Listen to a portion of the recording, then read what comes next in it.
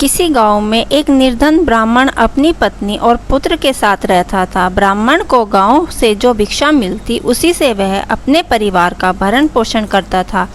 एक दिन ब्राह्मणी अपने पति से बोली, मुझे अपनी कोई चिंता नहीं स्वामी, मैं आपके साथ भूखी प्यासी रहकर भी अपना जीवन व्यतीत कर सकती हूँ, लेकिन मुझे अपने बेटे की भूख प्यास नहीं देखी जाती।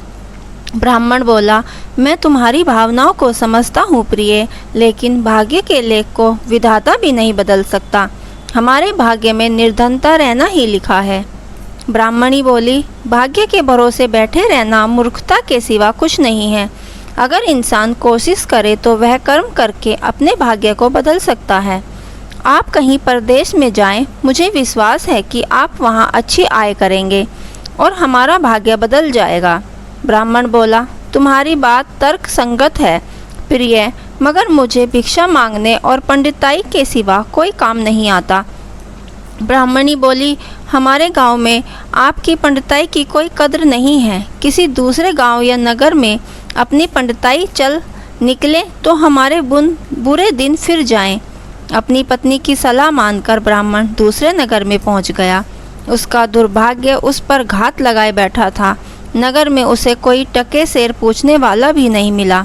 हालातों को देखते हुए वह सोचने लगा कि इस नगर से उसका गांव ही अच्छा है।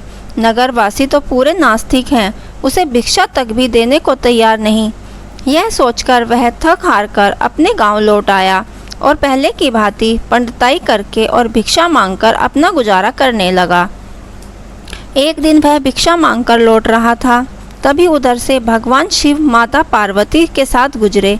उस निर्धन ब्राह्मण की हालत देखकर माता पार्वती ने ब्राह्मण की तरफ संकेत करते हुए भगवान शिव से कहा, आप इस ब्राह्मण को देख रहे हैं स्वामी? शिव बोले, हाँ, वह बहुत निर्धन है और दुखी भी है। पार्वती बोली, आप उसके दुख का निवारण करें नाथ। एक तो ब्राह्मण, दूसरे दरिद्र, मुझसे उनका दुख देखा नहीं जाता। शिव बोले, यह मृत्यु लोक है प्रिय, यहाँ पर प्राणी किसी न किसी दुख से ग्रस्त है।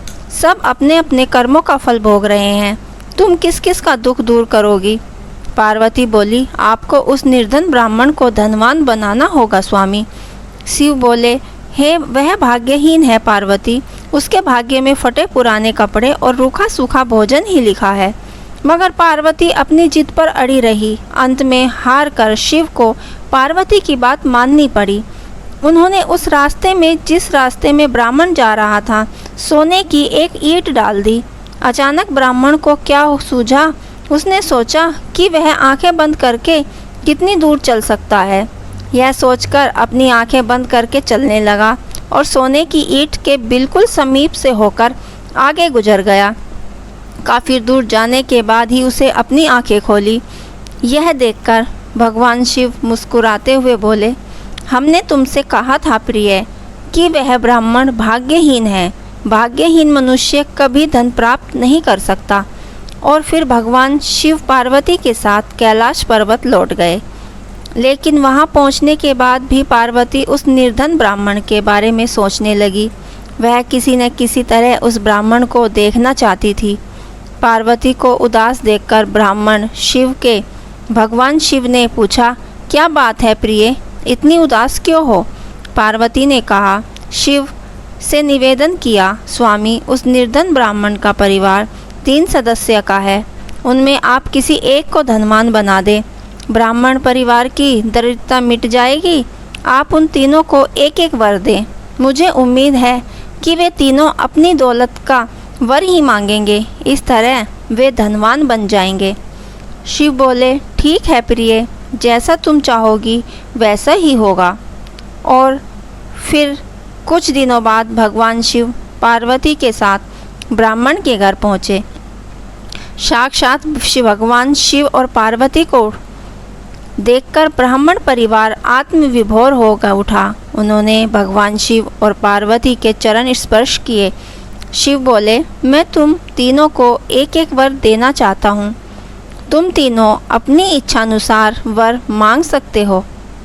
ब्राह्मणी उतावली होते हुए बोली, पहले मुझे वर दीजिए प्रभु। भगवान शिव ने कहा, मांगो, क्या चाहती हो? काफ़ी सोचने समझने के बाद ब्राह्मणी बोली, भगवान, मुझे इस दुनिया की सबसे अधिक खूबसूरत और जवान औरत बना दीजिए। मरते दम तक मेरी जवानी और सुंदरता कायम रहे। भगवान शिव ने मुस्कुराकर कहा, तथास्तु। अगले ही पल बूढ़ी ब्राह्मणी एक जवान और खूबसूरत युवती के रूप में बदल गई।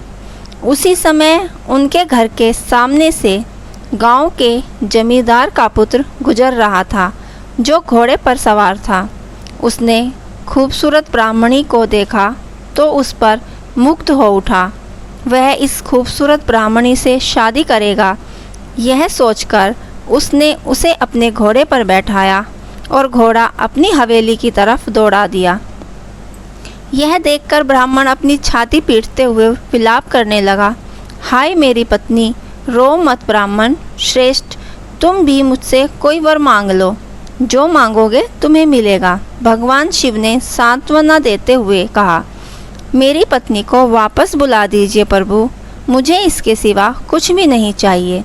ब्राह्मण के निवेदन करते हुए कहा। भगवान शिव बोले, तथास्तु। देखते ही देखते ब्राह्मणी वहाँ खड़ी थी।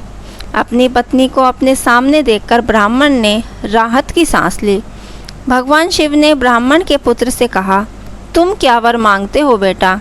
ब्राह्मण पुत्र ने काफ़ी सोचने समझने के बाद कहा, भगवान, मुझे कुछ नहीं चाहिए, लेकिन आप मेरी माँ को पहले जैसी बूढ़ी बना दीजिए।